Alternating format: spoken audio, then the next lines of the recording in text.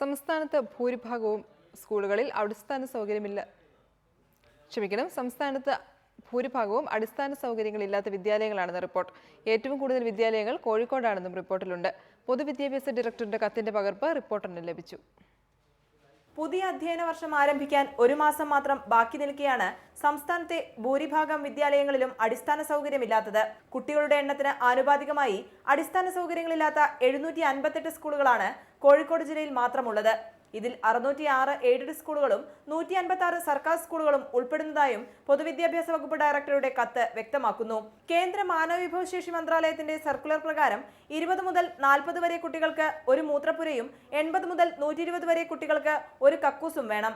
ആൺകുട്ടികൾക്കും പെൺകുട്ടികൾക്കും വെവ്വേറെ ശൗചാലയങ്ങൾ വേണം. എന്നാൽ സംസ്ഥാനത്ത് മിക്ക വിദ്യാലയങ്ങളിലും അടിസ്ഥാന സൗകര്യങ്ങൾ കുറവാണ്. അടിസ്ഥാന സൗകര്യങ്ങളില്ലാത്തതിനാൽ പ്രവർത്തനാനുമതി നിഷേധിക്കുന്നത് സംബന്ധിച്ച് പോലും തീരുമാനമെടുക്കണമെന്ന് പൊതുവിദ്യാഭ്യാസ വകുപ്പ് ഡയറക്ടറുടെ ഓഫീസ് നിർദ്ദേശം നൽകിയിട്ടുകൂടി സർക്കാർ അനാസ്ഥ തുടരുകയാണ്. റിപ്പോർട്ടർ, കോഴിക്കോട്.